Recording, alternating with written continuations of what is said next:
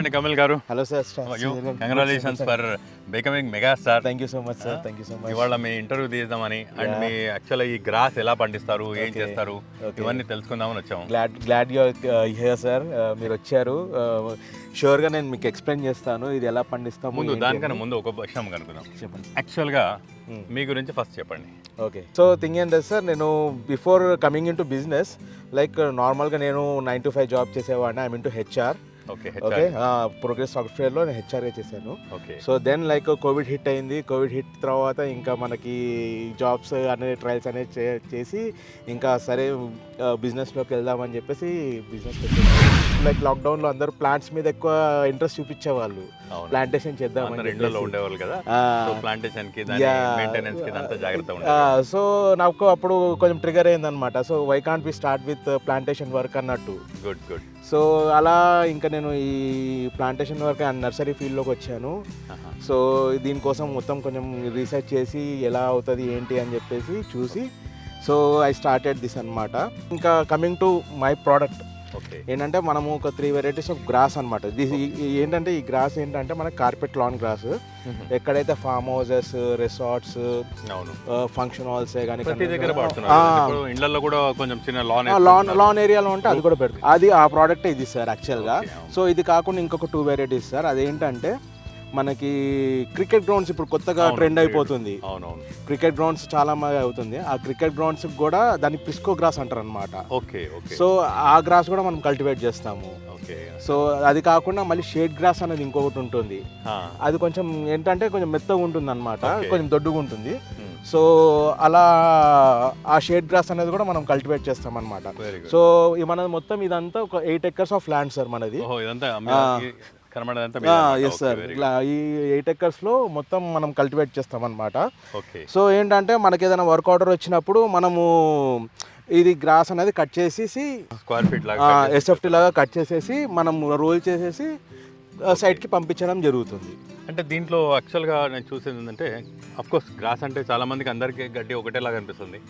దీంట్లో సాఫ్ట్నెస్ని బట్టి లేకపోతే ఇంకా డిఫరెంట్ వెరైటీస్ ఉన్నాయని అంటారు. అవును సార్. అది దాని గురించి అదే సార్. ఇప్పుడు మనకి ఏంటంటే మ్యాక్సిమం మనకి పార్క్స్లలో, రిసార్ట్లలో, హోటల్స్లో దొరికేది ఏంటంటే కార్పెట్ లాన్ గ్రాస్ అంటారు. Carpet lawn grass, Korean carpet lawn grass అంటారు.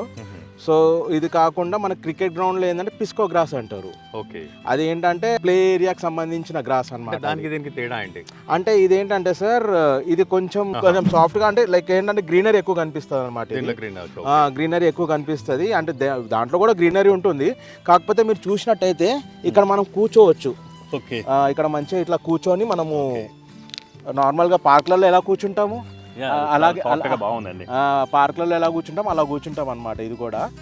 సో ఇలా కూర్చొని మామూలుగా ఎక్కడైనా కానీ కూడా ఈ గ్రాసే యూజ్ చేస్తారు. పార్క్ రిలేటెడ్ గా ఎక్కడైనా కానీ కూడా పార్క్సే కానీ లాన్ అని ఇదే గ్రాస్. మన క్రికెట్ గ్రౌండ్ లో యూజ్ చేసే గ్రాస్ అంటే దానికి స్పెషాలిటీ ఉంటుంది. అంటే క్రికెట్ లో జనరల్ గా టర్నింగ్ పిచ్ అని ఆ పిచ్ అని ఉంటుంది. అది కాదు sir. Pitch is different. Field ఏరియాలో ఏదైతే ఉందో దాంట్లో మాత్రం పిస్కో గ్రాస్ అనేది పెడతాం అనమాట. Yes sir. అంటే యాక్చువల్గా ఏంటంటే సార్ అది కాలు స్కిడ్ అవ్వకుండా ఉంటుంది సార్. యాక్చువల్గా మనం రన్ చేసినా కానీ కూడా అది ఏంటంటే కొంచెం గ్రిప్ ఉంటుంది. సో దానివల్ల ఏంటంటే ఆ గ్రాస్ యూస్ చేస్తారు అది.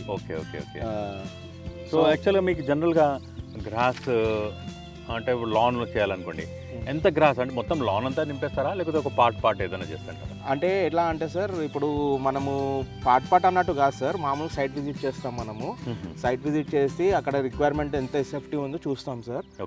దాని మెజర్మెంట్ ప్రకారంగా మనం ఇక్కడ కటింగ్ చేయడం జరుగుతుంది సార్. ఇక్కడ కట్ చేసేసి బేసికల్గా కొంచెం ఎక్సెస్సే పెడతాము. ఎందుకంటే మనం అక్కడ లే చేసేటప్పుడు కొంచెం కార్నర్స్లో కటింగ్స్ అనేవి ఉంటుంది. సో అది కూడా వేస్ట్ అయిపోతుంది కాబట్టి మనము ఏంటంటే ఎక్సెస్సే పెట్టేసి మనం పంపించాం. ఓవర్ నైట్ రాత్రి మనం ఒక లాన్ క్రియేట్ చేయొచ్చు సార్. డెఫినెట్ గా.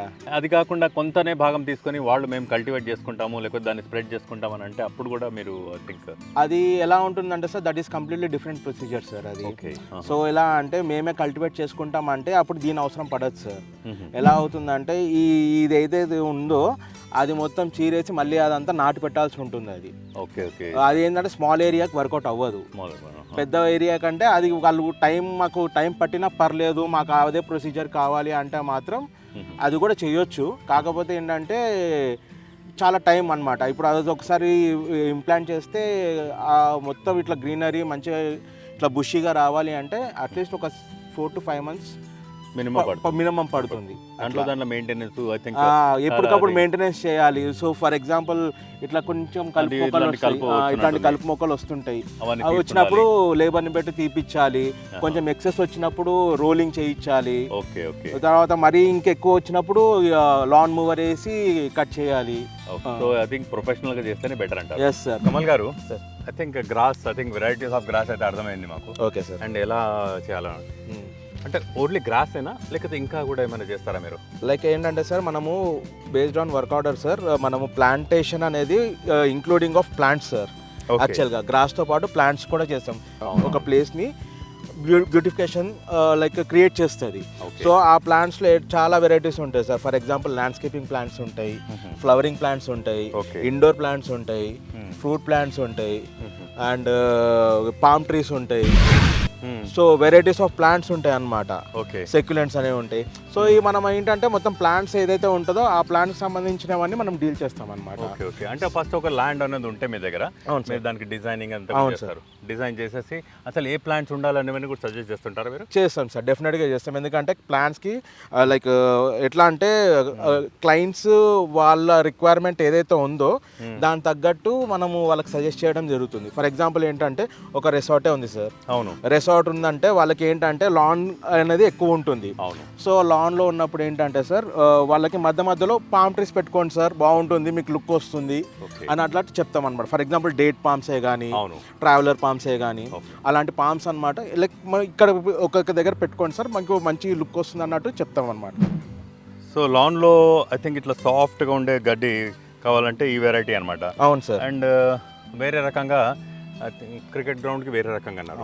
ఇంకా వేరే కూడా ఉంటాయండి ఏమన్నా? షేడ్ గ్రాస్ అనేది ఇంకొకటి ఉంటుంది సార్, అది కొంచెం ప్రీమియం గ్రాస్ అనమాట అది. సో అది ఇంకా కొంచెం లైక్ ఎట్లా అంటే సాఫ్ట్గా ఉంటుంది అనమాట. సో అది కొంచెం ప్రీమియం, దాని తగ్గట్టు దాని కాస్ట్ కూడా అలాగే ఉంటుంది. అంటే ఎవరికి ఏ రకం కావాలంటే చూస్ చేసుకోండి. సో మీకు సపోజ్ మా దగ్గర ఒక ల్యాండ్ ఉంది, దాన్ని బ్యూటిఫై చేయాలంటే మీరు డిజైన్ చేసి చెట్లు సజెస్ట్ చేసి ఇట్లా లాన్ అంతా కూడా క్రియేట్ చేసి ఇచ్చేస్తారు. ఎన్ని రోజులు పడుతుంది జనరల్గా ప్రాజెక్ట్ వచ్చింది అనుకోండి సార్? ఫస్ట్ మనకి ఏంటంటే సివిల్ వర్క్ మొత్తం కంప్లీట్ అయిపోయి ఉండాలి sir. Okay. So after completing civil work enter అవ్వడానికి ఉంటుంది. ప్రాజెక్ట్ లైక్ డిజైన్ వచ్చిన తర్వాత లాన్ ఎక్కడ వస్తుంది అండ్ ప్లాంట్స్ ఎక్కడ రావాలి, సో ఏమేం ప్లాంట్స్ కావాలి, సో క్లయింట్కి కూడా మనం ప్లాంట్స్ అనేవి చూపిస్తాం అనమాట. సో ఈ ప్లాంట్స్ ఉన్నాయి సార్, మీకు ఇది బాగుంటుంది, మీకు నచ్చితే మీకు ప్రొసీడ్ అవుతామని అంటే అప్రూవల్ వచ్చిన తర్వాత మనం క్లయింట్ దగ్గర అప్రూవల్ తీసుకున్న తర్వాత మనం ప్రొసీడ్. అంటే మన మెడిసినల్ ప్లాంట్స్ అని కూడా ఈ మధ్య చాలా పాపులర్ అవుతుంది. ఆ మెడిసినల్ ప్లాంట్స్ కూడా మీరు డీల్ చేస్తారా? మెడిసినల్ ప్లాంట్స్ అనేవి అంటే ఇట్స్ నథింగ్ బట్ లైక్ ఎట్లా అంటే సార్, ఈ ఇలాచీవి ఉంటాయి, లైక్ జింజర్వి ఉంటాయి, ఆయుర్వేదిక్ రిలేటెడ్ అన్నీ అది నార్మల్గా దొరికిపోతుంటాయి. అది మన ఇంట్లోనే చేసుకోవచ్చు యాక్చువల్గా అవి. సో లార్జ్ స్కేల్లో కావాలంటే మనం డీల్ చేయొచ్చు, అది ప్రాబ్లం లేదు. నాకు ఇంకొక డౌట్ ఏముందంటే, మీరు ఓన్లీ ల్యాండ్ ఉంటేనే చేస్తారా లేదంటే సపోజ్ రూఫ్ టాప్ మీద కూడా నాకు కావాలనుకున్నాను. ఓకే. రూఫ్ టాప్ మీద ఇట్లాంటి గ్రాస్, కార్పెట్, లాన్ అదంతా ఉండాలి. కొంతమంది ఉంటారు ఓకే వాళ్ళ రూఫ్ మీద చేద్దామని చూస్తుంటారు కదా. సో అది ఎట్లా మీరు?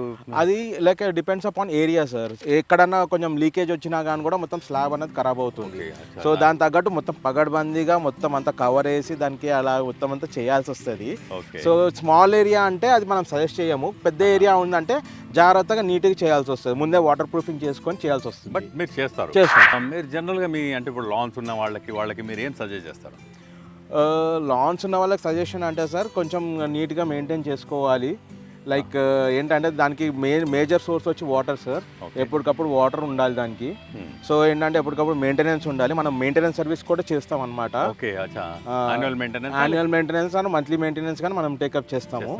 చూసారు కదా, మనము అంటే ఒక ల్యాండ్ ఉంది, దాన్ని మన తోచినట్టుగా చేసుకొని దాన్ని ఇబ్బంది పడే కన్నా ఇట్లాంటి ల్యాండ్స్కేపింగ్ కన్సల్టెంట్ ఉన్న కమల్నాథ్ గారు లాంటి వాళ్ళని కలిసి ప్రొఫెషనల్గా చేస్తున్నారు. వాళ్ళు ఏంటంటే ఏ ప్లాంట్ ఎక్కడ పెట్టాలి, ఏ ప్లాంట్ ఎట్లా చేయాలి, దాన్ని ఎట్లా మెయింటైన్ చేయాలి, ఇవన్నీ కూడా వాళ్ళు ప్రొఫెషనల్గా చేస్తారు. కాబట్టి ఆ ప్రొఫెషనల్గా చేసి వాళ్ళని కన్సల్ట్ చేస్తే దాన్ని ఊరికే మనకి డిజైన్ క్రియేట్ చేసి చేయడం ఇంప్లిమెంట్ చేయడమే కాకుండా దాన్ని వాళ్ళు మెయింటెనెన్స్ కూడా చేస్తారు, యాన్యువల్ మెయింటెనెన్స్ చేస్తుంటారు. మనం వాళ్ళ సార్ని కమల్నాథ్ గారిని కలిసి వాళ్ళ సర్వీసెస్ తీసుకోవాలి. అప్పుడే మనకేంటంటే బ్యూటిఫుల్గా ఉండడమే కాకుండా అంటే లుక్ కానివ్వండి, దాని యూటిలిటీ కానివ్వండి చాలా ప్లాన్డ్గా ఉంటుంది. మనం సొంతంగా చేసుకునే కన్నా మనం ఇట్లాంటి కన్సల్టెంట్ చేసుకుంటే డెఫినెట్గా మనకు యూజ్ అవుతుంది. సో మీ దగ్గర ఒక ల్యాండ్ కానీ లేదని ఏదైనా లాన్ కానీ మీరు కాల్ చేయాలనుకుంటే మన కమల్నాథ్ గారిని కలవాలి. ఏమంటారు? ఓకే సార్, డెఫినెట్గా sir. All the very best sir. Thank you sir. మీరు చాలా మంచి విషయాలు చెప్పారు వాళ్ళ గడ్డి గురించి. గడ్డే కదా అనుకుంటాం కానీ గడ్డి గురించి, గడ్డిలో కూడా ఎన్ని రకాలు ఉన్నాయని, ఎక్కడ ఏ గడ్డి వాడాలని అవన్నీ కూడా బాగా చెప్పారు. అండ్ మీ సర్వీసెస్ గురించి చెప్పారు. డెఫినెట్గా ఐ థింక్ మీ సర్వీసెస్ చాలా అవసరం ఈ రోజులో. ఎందుకంటే అందరు హడావిడిగా బిజీగా తిరుగుతున్నారు. ఆ రకంగా మీరు చాలా మందికి హెల్ప్ చేస్తుంటారు కాబట్టి thank you very much. All the very best. Thank you sir.